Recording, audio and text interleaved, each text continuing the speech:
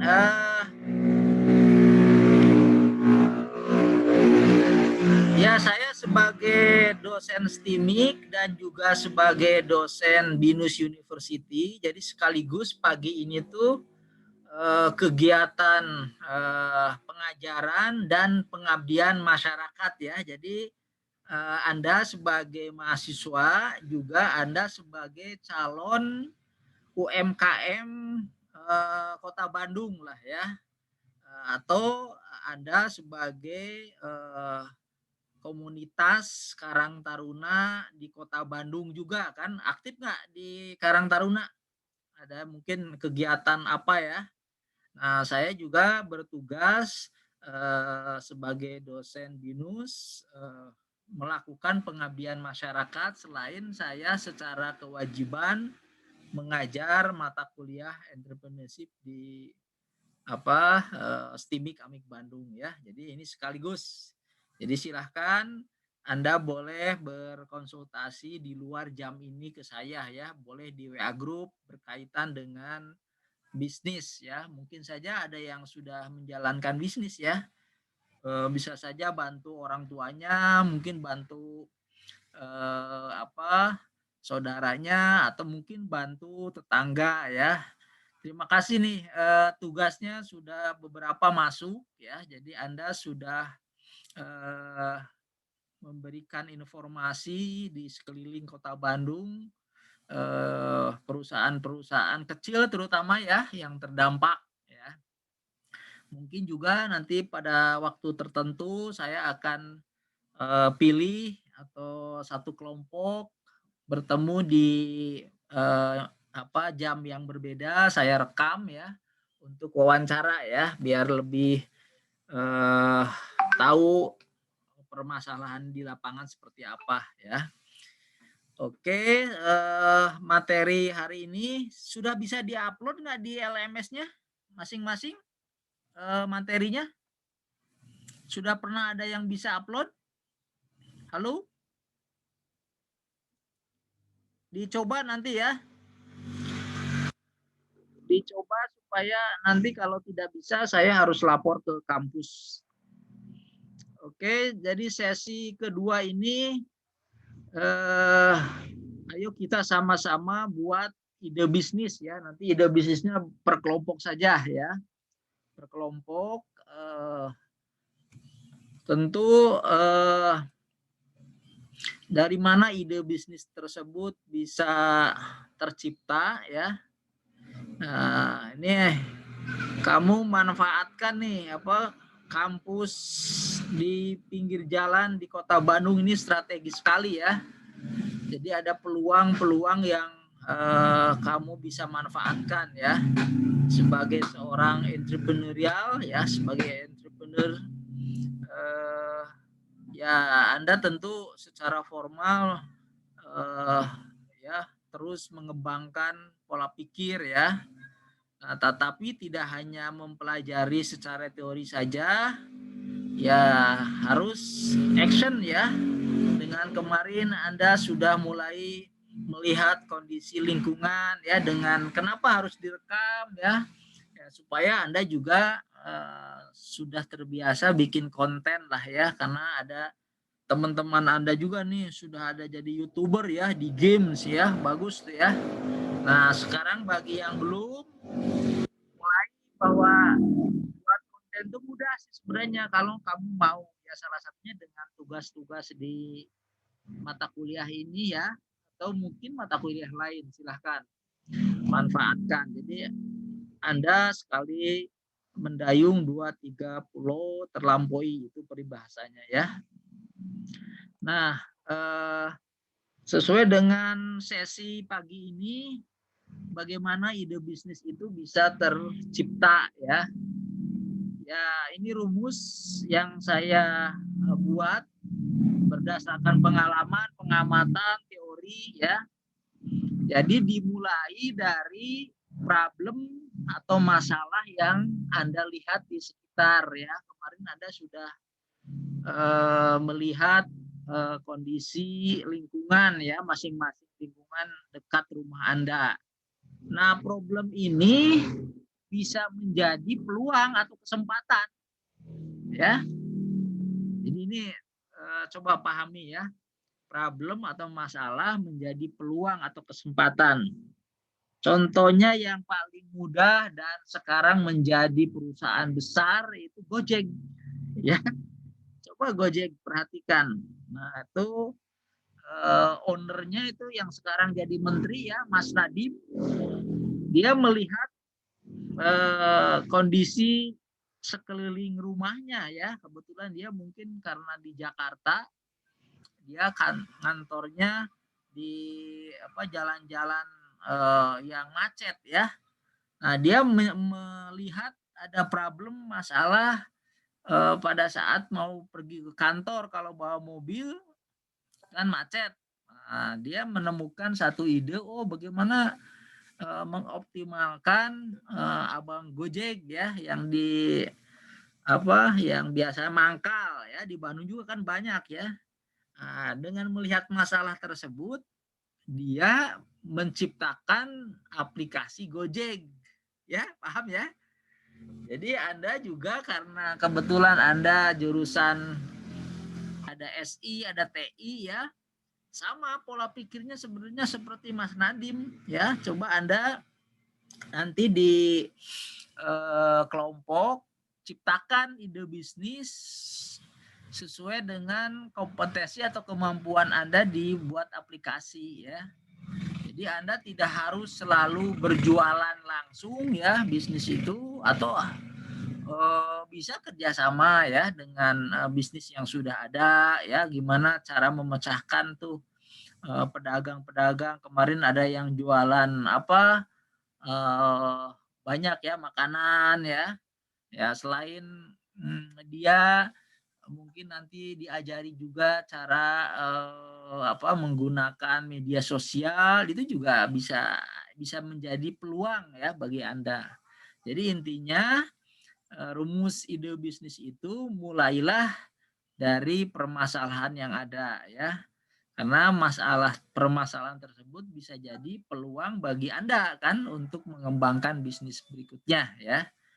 Jadi itu saja nih pagi ini, coba Anda pahami bahwa ide bisnis itu dimulai dari masalah apa yang akan kamu pecahkan ya. Kalau tadi Gojek berarti memecahkan persoalan kemacetan ya. Meskipun sekarang Gojek bukan hanya memecahkan permasalahan kan, dengan segala macam aplikasi Gojek ya bisa dipecahkan oleh aplikasi tersebut ya, pengantaran ya, macam-macam lah ya. Nah, coba Anda mulai juga mau memecahkan permasalahan apa setelah Anda melihat permasalahan di sekitar Anda. Oke. Nah, kemudian ya perhatikan kebutuhan manusia yang mendasar itu kan tidak lepas dari pangan, sandang, papan ya. Pasti ya Anda juga mungkin pagi-pagi ini kalau di rumahnya tidak menyediakan sarapan, wah cari sarapan ya. Itu berarti pangan ya. Nah, berarti ide bisnis tidak lepas dari sinilah, pangan, sandang, papan. Kemudian juga kalau itu saya kurang tertarik Pak di bidang kebutuhan primer. Saya ingin coba tertariknya di bidang kebutuhan sekunder. Ya, kebutuhan sekunder banyak kan? Jadi kebutuhan yang muncul setelah kebutuhan primer dapat terpenuhi kan, manusia begitu ya. Kalau sudah kenyang, sudah kebutuhan primernya tercukupi, pasti dia akan mencari kebutuhan sekunder ya. Nah, ini contoh yang sekarang lagi tren ya, bisnis skincare ya. Skincare itu kan bukan berarti untuk perempuan saja, kadang-kadang untuk cowok-cowok juga yang berjerawat ya. Nah, itu bisa coba dari ini contoh-contoh kebutuhan sekunder saja ya. Bisa kendaraan ya dan lain sebagainya ya, kalau manusia sudah terpenuhi kebutuhan primernya. Dan juga ada kebutuhan tersier ya. Apa pengertiannya? Itu kebutuhan yang muncul selepas kebutuhan primer dan sekunder dapat terpenuhi ya. Ini bisa berupa barang mewah atau barang berfungsi sebagai hiburan. Nah, ya kalau nanti kita bicara di slide berikutnya mengenai segmentasi ya. Nah, tapi sekarang Anda pahami dulu bahwa kebutuhan manusia itu ada 3 ya, primer, sekunder, tersier. Jadi ide bisnis ini bisa dimulai dari kebutuhan manusia, mulai dari ujung kaki sampai ujung rambut ya. Nah, Anda nanti bisa memenuhi kebutuhan ya. Nah, kemudian konsep bisnis model ya. Jadi Anda nih pagi ini sudah memahami jadi model bisnis atau bisnis model itu menjelaskan bagaimana organisasi membuat atau menciptakan, kemudian mendistribusikan atau menyampaikan barang dan jasa tersebut kepada konsumen ya, dan juga bagaimana produk berupa barang dan jasa itu mempunyai nilai, dibutuhkan lah mempunyai nilai bagi konsumen ya. Nah, dari mulai sesi 2 dan sampai sesi terakhir kita akan terus membahas bisnis model kanvas ya. Jadi sebagai alat atau konsep untuk mendeskripsikan atau menggambarkan, memvisualisasikan bisnis-bisnis yang akan dibuat atau mengubah bisnis yang sudah ada, model bisnisnya ya. Seperti kemarin ada yang berjualan dari pedagang ke konsumen ya, juga ada model bisnis yang berjualan dari grosir ke pengecer, itu beda ya, itu bisnis modelnya berbeda. Kemudian ini ya konsep bisnis model kanvasnya seperti apa. Ini ada 9 blok ya, 1 2 3 4 5 6 7 8 9 ya, 9. Nah, ini silahkan Anda pelajari di YouTube, banyak juga ya apa itu bisnis model kanvas. Jadi silahkan Anda browsing lah di YouTube, banyak sekali pengertian dari bisnis model kanvas ya. Ini nah di YouTube-nya ada nih ya, nanti silahkan dipelajari. Tapi ini rumus atau konsep di semester ini yang harus Anda pahami ya, 9 blok ini seperti apa. Nah, nanti kita prakteknya bisa sama-sama membahas dalam tugas-tugas berikutnya ya. Jadi ada 9 blok, ada customer segment ya. Apa itu customer segment? Jadi sebuah organisasi ingin bertujuan untuk melayani satu atau beberapa segmen ya. Contohnya tadi kalau Anda mau bisnisnya untuk kebutuhan pangan, sandang, mungkinnya kebutuhan primer, berarti Anda segmentasinya mau menengah ke atas atau menengah ke bawah juga berpengaruh ya. Jadi Anda tidak sembarang menjual, saya Pak mau yang menengah ke atas Pak. Ya tentu kan cara penyajiannya ya beda antara warkop misalnya ya, warung kopi yang di pinggir jalan dengan kopi yang disajikan di kafe-kafe, beda kan. Itu bicara tentang customer segment ya. Nah, lainnya silahkan nanti ya, ada value, ada channel ya, ada customer relationship ya, ada revenue stream. Silahkan satu persatu kita akan nanti bahas ya berdasarkan blok-blok yang kita pelajari. Tapi pada intinya ada 9 blok, salah satunya ini ya. Berikutnya ada blok key resource ya. Apa itu key resource ya? Nanti satu persatu atau Anda bisa lihat lebih jauh di contoh di YouTube banyak ya. Kemudian ya tentu yang berkaitan dengan jurusan Anda di SI maupun TI, Anda nanti akan lebih banyak ke key activities ya, bagaimana aplikasi bisa dibuat dengan menu-menu yang akan dibuat ya. Nah, nanti Anda lebih fokus ke situ silahkan ya. Saya kira pagi ini seperti ini ya materinya. Saya akan coba memutarkan salah satu tugas ya, coba saya random. Ini baru bergabung 16 orang, yang lainnya coba diberitahu ketua kelas biar Anda nanti masuk di absensi ya. Sebentar, coba saya tutup dulu, saya cari.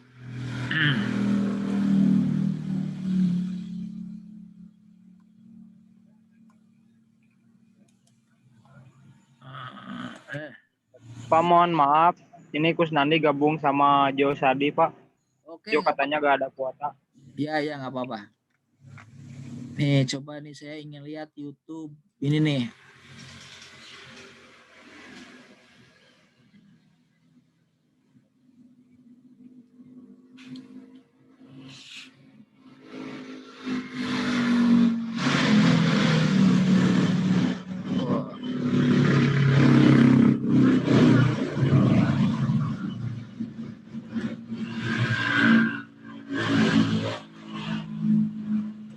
Kita tonton dulu nih siapa nih dari kelompok 3 ya kalau nggak salah nih, keren nih, coba lihat. Assalamualaikum warahmatullahi wabarakatuh. Halo guys, kembali lagi sama kita kelompok 9. Kami kelompok 9 anggota 3 orang ya. Yang pertama saya Ini, yang kedua yang ketiga Oke, kita sudah perkenalan lagi guys. Kalian penasaran kan? Kalau kalian penasaran, yuk ikuti kita.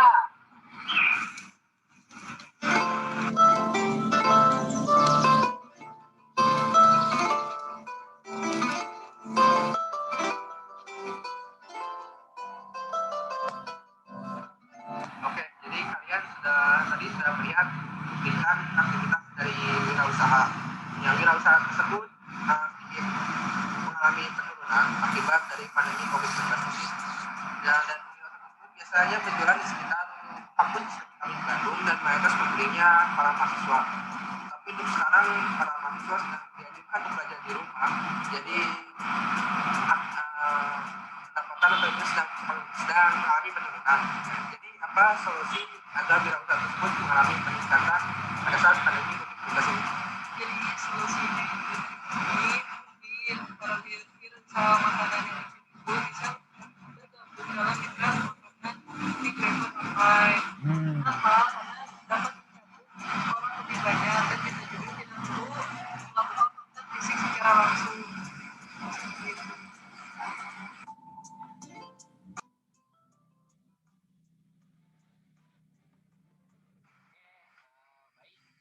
Banyak ya kawan-kawan yang telah menonton video kami dari awal sampai akhir. Semoga video ini bisa bermanfaat ya buat kalian dan khususnya buat kita. Thanks. Assalamualaikum warahmatullahi wabarakatuh. Nah, keren ya. Bentar.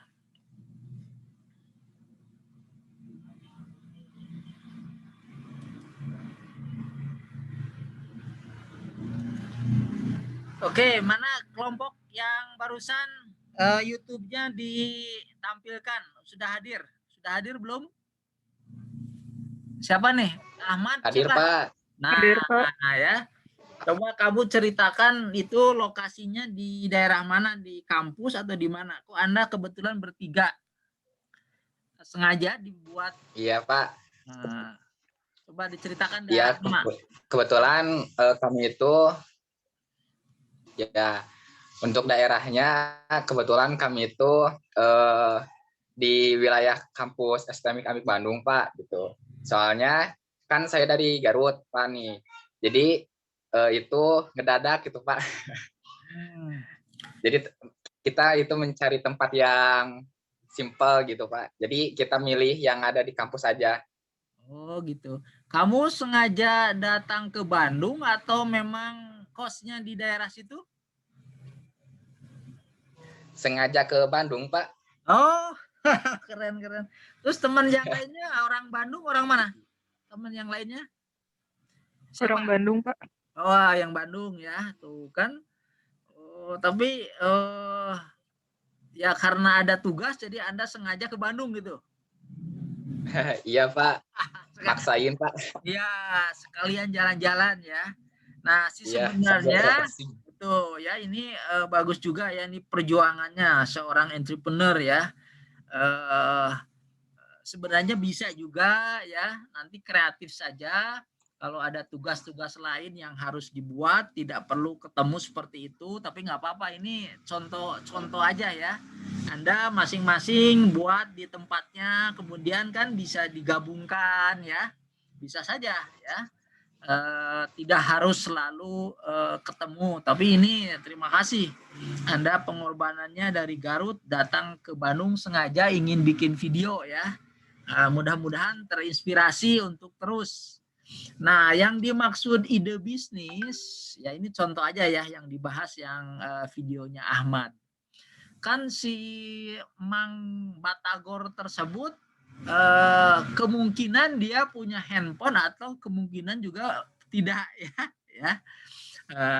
Tapi kan si tukang Batagor tersebut kemungkinan juga punya anak yang menggunakan handphone ya, berarti sasaran utama bisa saja kalau mungkin Anda mau, wah saya terpikir nih dengan kondisi seperti itu harus mengajari si tukang Batagor tersebut ya untuk diajari gimana cara masuk ke aplikasi Grab atau GoFood, tapi tidak semudah itu ya.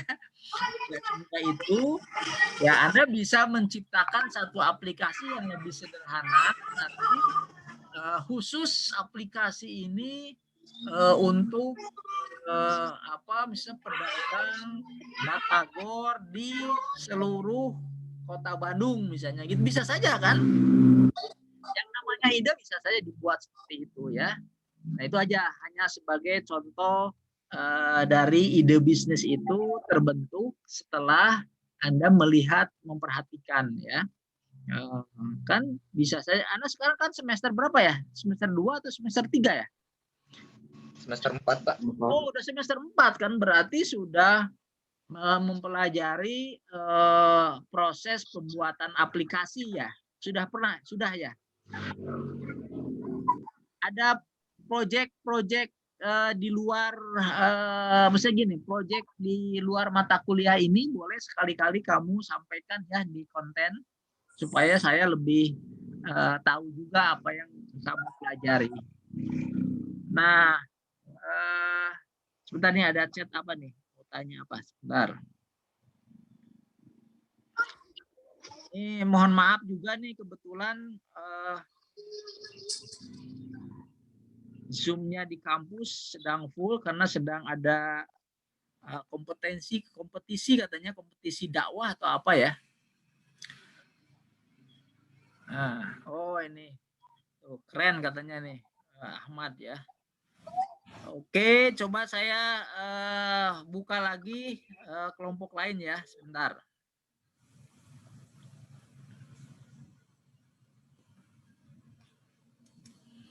Tadi ada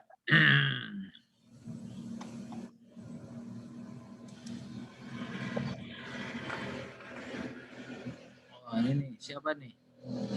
Kelompok 3.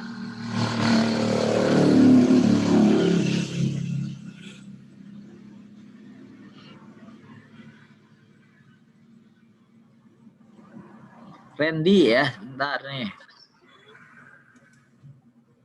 Kita putarkan kelompok 3 Randy.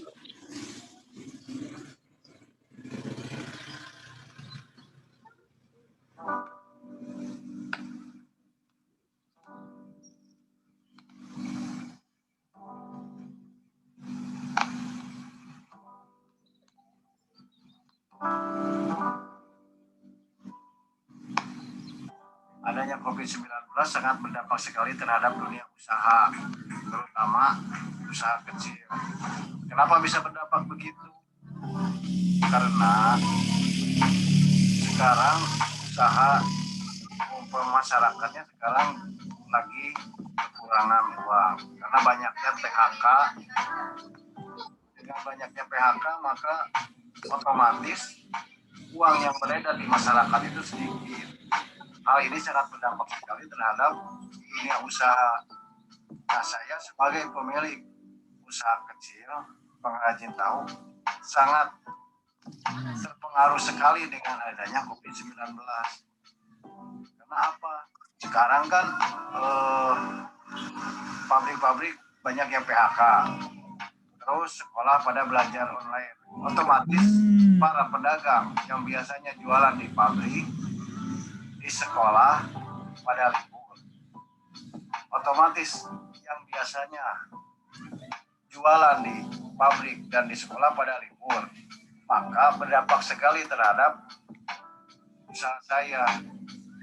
Karena tahu itu biasanya dibikin gorengan.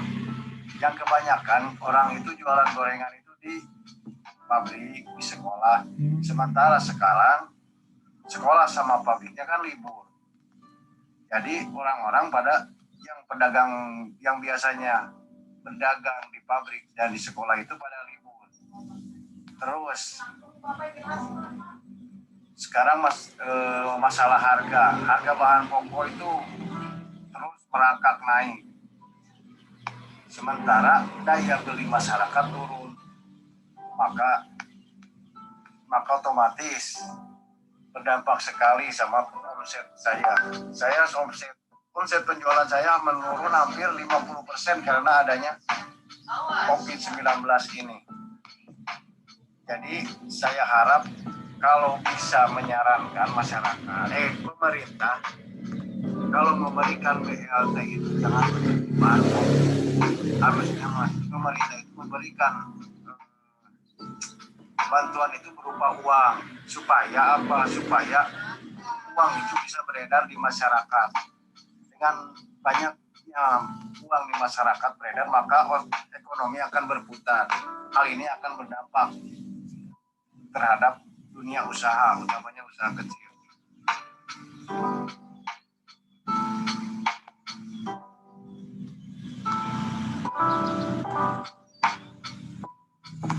Untuk solusi yang saya pikirkan, kan sekarang di zaman COVID ini kan emang kebanyakan pengusaha-pengusaha itu yang khususnya emang pengusaha itu berusaha di bidang makanan ya. Untuk solusinya mungkin kan kebanyakan apalagi tahu itu kan diproduksi lalu dikirim ke pedagang-pedagang seperti pedagang gorengan dan lain-lain untuk diolah lagi. Nah, mungkin untuk ke depan solusinya bisa dicoba dengan cara mengirimkan atau menitipkan barang di pasar-pasar yang berjualan di pagi hari. Nah, untuk itu bisa dicoba. Terus untuk kan dari bahan-bahan sekarang kan emang sudah naik ke pagi dengan kacang kedelai. Kacang kedelai kan emang sudah naik. Mungkin dari ukuran biasa tahu itu dibuat bisa disedikitkan berkurang agar pemasukan dan pengeluaran itu bisa stabil dan agar bisa membayar juga untuk karyawan-karyawan. Saya Muhammad Alfi Syaroni, NPM 192039. Saya akan menanggapi solusi tentang bisnis pengusaha tahu yang terdampak COVID-19. Yang pertama, bagi pemerintah seharusnya memberikan solusi untuk masyarakatnya agar ekonominya tidak menurun, harusnya diberikan bantuan berupa uang yang dapat dipergunakan sebaik-baiknya oleh masyarakat, terutama dalam bidang UMKM. Yang kedua, pebisnis pengusaha tahu harus bekerja sama dalam bidang pemasaran, lalu dapat atau harus menjual tahunya ke keliling rumah masyarakat agar tidak kehilangan pelanggan. Mungkin dari saya singkat aja. Usaha pabrik tahu ini mungkin bisa mengurangi porsi tahunya, tapi tidak mengurangi kualitas dari produk tahunya. Gitu. Dan juga mungkin bisa meminta bantuan dari pemerintah setempat untuk soal dana atau apapun itu yang terdampak pada COVID-19. Tidak bisa pindah ke usaha yang lain yang lebih relevan untuk kehidupan.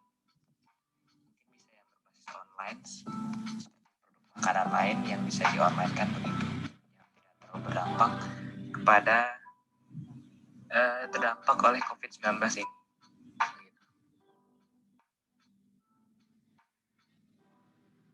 Wah, keren ya. Ini bagus ya. Ini cara penyajiannya juga ya, ini perlu ditiru kelompok lain. Saya sarankan coba ada yang hadir, yang sudah hadir tadi video yang bikin video tadi, kelompok tadi, coba buka, ada yang hadir. Siapa tuh tadi? Ihsan, ada Ihsan atau Randy udah hadir?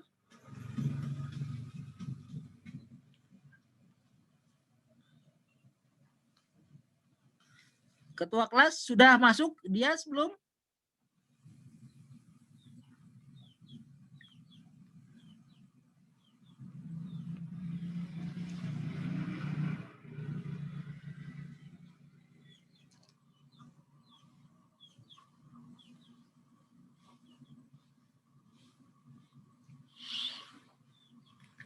Halo?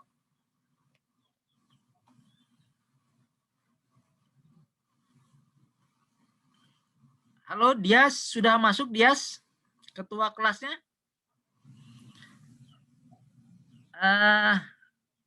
Kusnadi? Hadir Pak, hadir.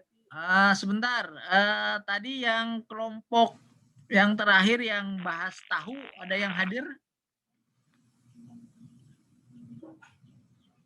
Halo?